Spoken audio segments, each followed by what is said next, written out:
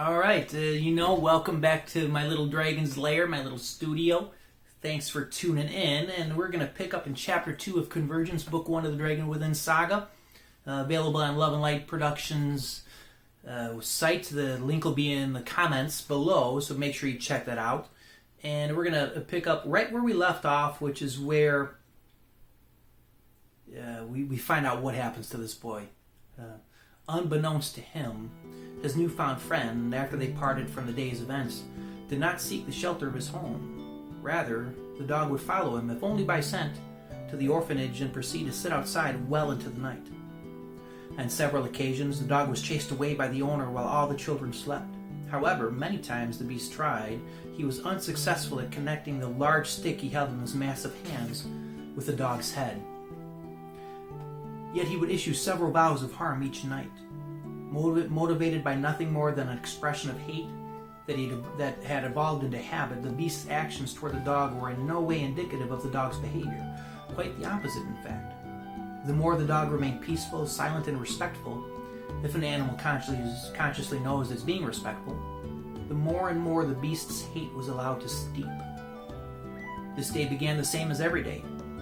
He completed his morning's chores, as he had done every day for the totality of his remembered life. He walked out of the back door to the orphanage just like every day for the past several months, but that is where the comparisons end and the contrasts begin. Unlike every other day, the dog was seated quietly just outside. Not expecting a change in the routine, the boy stumbled directly into it, lost its balance, took 3 awkward steps while vainly trying to regain it, and landed hard on the ground with his breath forcefully expelled from his lungs in a loud grunt. Because the beast did not appreciate any sounds louder than his at any moment, he came rushing out of the door to see who had earned his anger. When he saw the dog walk tenderly up to the boy who was obviously recovering from a fall, all the vows he had made toward the animal had come rushing back and turned his slowly simmering anger to a full-blown forced fire of hate-induced rage. Fueled by the winds of understanding, he now knew it was the boy who was responsible for the appearance of the dog. It was the boy who was responsible for all those times he caught the dog begging for food, and it was the boy who was responsible for betraying him yet again and indulging in something he was unable to attain: happiness. Abruptly, his plan formed for revenge and punishment. He could not catch the dog, but he could catch the boy. He glanced to the right, found the shovel left there by one of his tenants who failed to put it away. He picked it up and began slowly walking toward the unaware couple. Somehow aware of the beast's intent, the dog ended his playful licking and backed away from the boy while turning to face the oncoming fire. A low and slow growl, carrying with it the sole intention of protection, rolled from the guttural throat of the dog. 2 for 1, said the beast as he continued to walk toward the dog, gripping the shovel in both hands. The dog's growl deepened, and when it could deepen no more, with bared teeth, it issued 3 warning barks, again containing all the intent of protection and conviction. The beast, in an effort to scare the animal, because that is all it was, just a stupid animal, banged the head of the shovel on the ground to mimic the 3 warning barks he had just heard. When the 2 were only steps apart, the dog lowered to the ground and grew frighteningly silent. The beast did the same. The whole scene was horrifyingly intense for the young boy, still reeling from having his breath forced from him. He felt the burning heat grow in his lungs as he gasped for breath, for the strength-giving air that would allow him to aid his friend. Yet he saw the look in the beast's eyes: hate, rage, nothing more. And he knew the dog would not prevail, because the only thing able to stand against hate was hate itself, and there was none within his friend. With lightning speed, the dog lunged for the beast's front arm, holding the shovel closest to the spade. Contact. The boy saw his dog bite into the beast's arm just below the elbow and start vigorously shaking his head back and forth, attempting to tear it from its socket. As the shovel dropped, hope rose.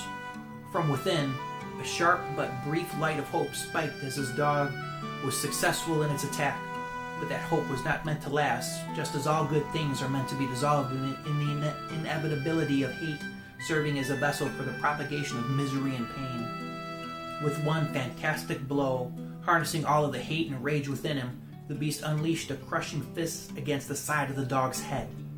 What was first seen as a successful attack from his dog was now viewed as it was, a successful trap. As the jaws of the dog dislodged from flesh, leaving a gruesome wound, it fell to the ground injured and unable to continue the battle. Lying motionless except for its quick and shallow breathing, the dog looked lovingly at the boy, who was now paralyzed with fear. For the boy knew what was to follow. Slowly the beast picked up the shovel and walked over to the fallen animal. "Again, boy? Again? Have you not grown tired of this?" The shovel raised and fell, and the once life-filled eyes of the dog remained vacant. As if driving the mighty mountain spikes of the dwarves to embed and lock his fate in place, the beast raised the shovel 3 more times, and 3 more times it descended upon the fallen dog, each in unison with a single word: "You cannot win." 4 times the shovel struck the dog, and 4 times it plunged a deeper pain within him, and 4 times he uttered a single word: "Stop." But he knew he was not really speaking to the beast. He was crying out to whatever powers there be greater than he that would take mercy upon his small frame and life and end the pain. Each descending thud of the shovel produced within him a greater depth of desperation until finally, as the beast tossed the shovel aside, his whole existence was reduced to a dependency upon whatever would answer his pleas.